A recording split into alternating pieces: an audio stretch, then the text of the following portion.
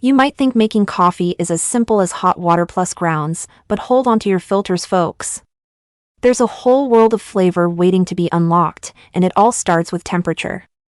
So, what's the magic number? Well, there are actually 3 main schools of thought when it comes to coffee brewing temps, and we're going to break them all down for you. First up, we've got what I like to call the boiling water brigade. These folks say, the hotter, the better. Their argument? Hot water is like a flavor detective, it pulls out more of those delicious coffee compounds. Plus, when you pour boiling water into your coffee maker or French press, it cools down faster than a snowman in summer. So starting super hot means you end up in a good range by the time it hits your grounds. Next, we've got the Goldilocks Group. These coffee connoisseurs swear by 200 degrees Fahrenheit or 93 degrees Celsius as the perfect temp. Not too hot, not too cold, just right. This is what most fancy coffee machines aim for, so they might be onto something. It's like the comfort zone of coffee brewing, safe, reliable, and usually pretty darn good. But here's where it gets interesting. The third group, let's call them the coffee chameleons, says there's no one-size-fits-all temperature. They adjust based on the type of beans, the roast, and even the brewing method. Light roasts? Crank up the heat like it's a summer barbecue. Dark roasts? Dial it back a bit to avoid bitterness.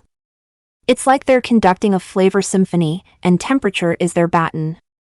Now, I know what you're thinking. Come on, how much difference can a few degrees really make? Well, being flexible with brewing temps can lead to some amazing coffee discoveries. It's like cooking, sometimes you want a slow simmer, other times a rolling boil. It all depends on what you're making and what flavors you're after. But don't just take my word for it. Let's look at the pros who compete in the World AeroPress Championship. These coffee wizards use temperatures all over the map, from a chilly 167 degrees Fahrenheit all the way up to near boiling. They're not sticking to one magic number, they're experimenting to find what works best for their specific beans and brewing style.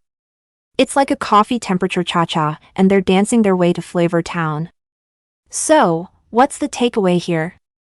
Well, if you want to play it safe, aim for that 195 degrees Fahrenheit to 205 degrees Fahrenheit range. It's a sweet spot that'll give you good results most of the time.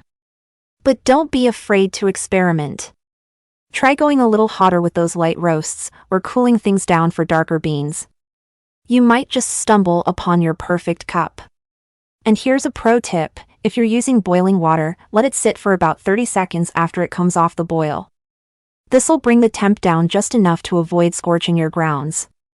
It's like giving your water a little timeout before it meets the coffee. Remember, at the end of the day, the perfect cup of coffee is the one that tastes best to you. So have fun with it. Try different temps, play around with your brewing method, and discover your own coffee paradise. Before we wrap up, let's bust a quick myth. You might have heard that super hot water burns coffee. While it's true that too hot water can bring out bitter flavors, we're not actually burning anything here. It's all about extraction, pulling out the good stuff without overdoing it. Think of it like steeping tea, leave it too long, and it gets bitter. Same idea with coffee. Now, let's talk about some specific brewing methods and how temperature plays a role. For pour-over coffee, starting with water just off the boil can work wonders, especially for light roasts. The heat helps to extract those delicate flavors. But for the French press? You might want to go a tad cooler, around 195 degrees Fahrenheit.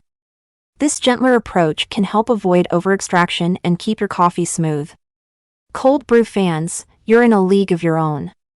By using room temperature or cold water and brewing for 12 to 24 hours, you're creating a completely different flavor profile. It's less acidic, super smooth, and perfect for those hot summer days. Who says you need heat to make great coffee? For espresso lovers, temperature is crucial. Most machines aim for around 200 degrees Fahrenheit, but some allow you to adjust. A degree or two can make a big difference in how your shot tastes. It's like fine-tuning an instrument to get that perfect note. Here's another fun fact, the altitude where you brew can affect your water's boiling point. Higher up? Water boils at a lower temperature. So if you're brewing coffee on a mountaintop, you might need to adjust your approach.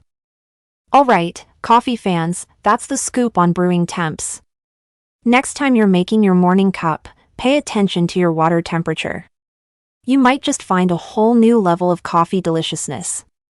Thanks for tuning in to Foodology. If you learned something new, hit that like button and subscribe for more tasty tips and tricks. And hey, leave a comment telling us about your perfect cup of coffee. How do you brew it? What temperature works best for you?